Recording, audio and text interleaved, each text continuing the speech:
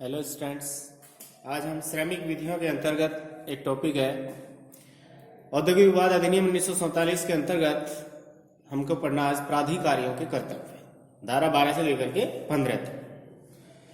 अधिनियम की धारा 12 से 15 तक के उपबंध समझौता प्राधिकारियों, बोर्ड, श्रम न्यायालयों, अधिकरणों एवं राष्ट्रीय अधिकरण के कर्तव्य के संबंध में समुचित जानकारी प्रदान करते हैं।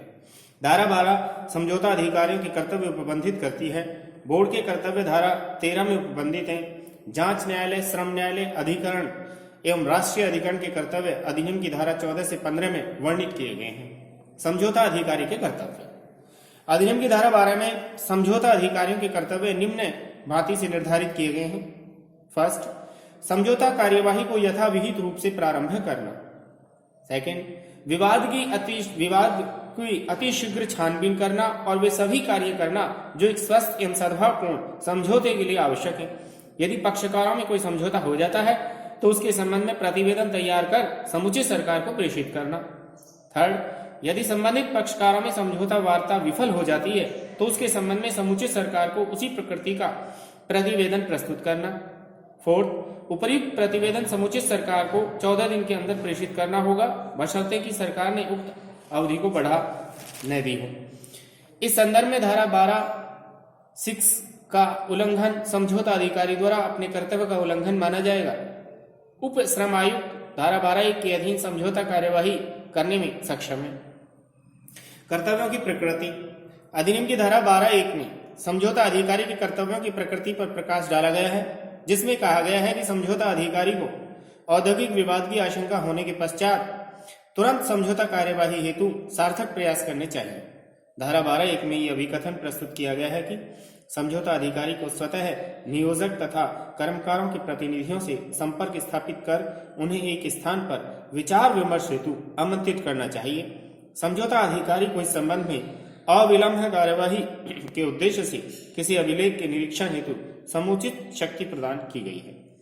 उसका कर्तव्य है कि वह एक परीक्षण करे कि पक्षकारों में सद्भावपूर्ण तरीके से यथोचित समझौता हुआ है।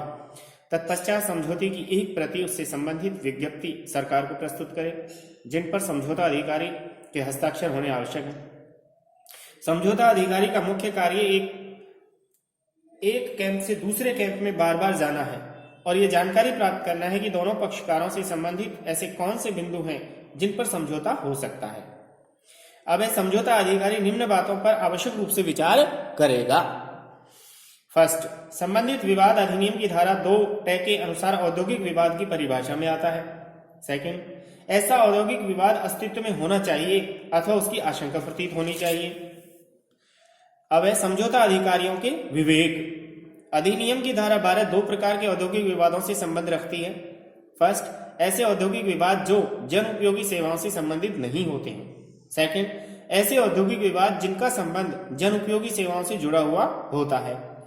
ऐसे औद्योगिक विवाद जो जन उपयोगी सेवाओं से संबंधित नहीं है, उनके लिए समझौता अधिकारियों को व्यापक विवेक अधिकार प्रदान किए गए हैं, लेकिन यह विवेक मनमाने तरीके से उपयोग में नहीं लाया जा सकता है।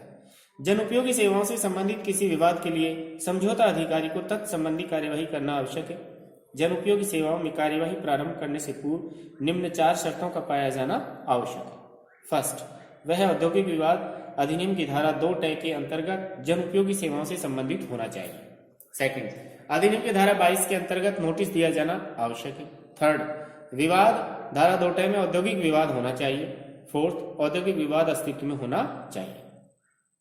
समुचित सरकार का विवेक अधिनियम की धारा 12(5) में यह विवरण प्रस्तुत किया गया है कि समझौता अधिकारी द्वारा प्रस्तुत प्रतिवेदन पर विचार करने के पश्चात समुचित सरकार कथित औद्योगिक विवाद को बोर्ड, श्रम न्यायालयों, अधिकरण अथवा राष्ट्रीय अधिकरण को न्याय निर्णय हेतु निर्देशित कर सकती है।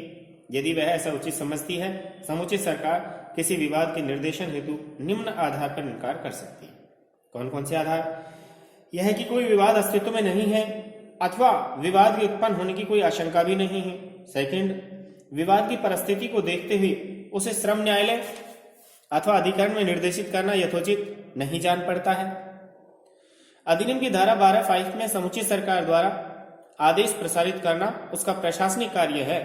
यदि समुचित सरकार ऐसा करने से इनकार करती है तो धारा 12(5) के अनुसार वह इनकारी के आधार का कारण लिखित रूप से संबंध रिकॉर्ड पर प्रस्तुत करेगी और विवाद के पक्षकारों को उन कारणों से अवगत कराएगी।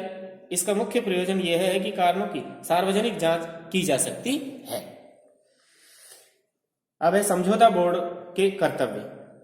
अधिनियम की धारा 2 के अंतर्गत बोर्ड शब्द को परिभाषित किया गया है, जिसका अभिप्राय अधिनियम के अंतर्गत गठित समझौता बोर्ड से है।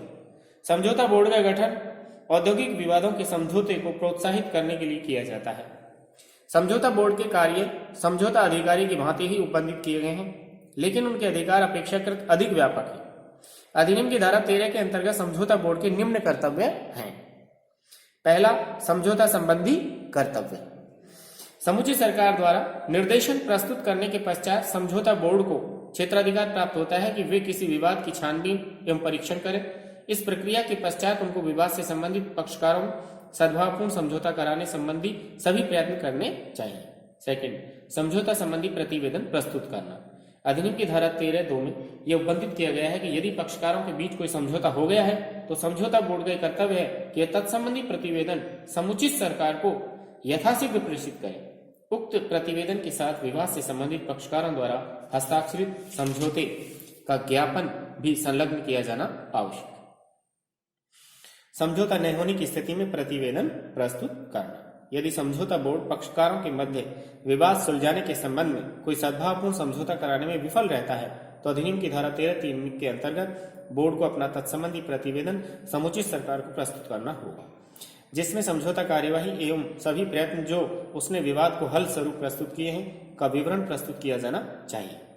अधिनियम की धारा 13(4) में समुचित सरकार पर यह दायित्व अधिरोपित किया गया है कि यदि लोक उपयोगी सेवा से संबंध विवाद की बाबत ये निर्देशन प्रसारित करने के लिए अस्वीकार कर देती है तो वह उसके लिए अपने कारण स्पष्ट करेगी तथा संबंधित पक्षकारों को उनसे अवगत कराएगी। तो आज तक इतना ही, नेक्स्ट कल। Thank you.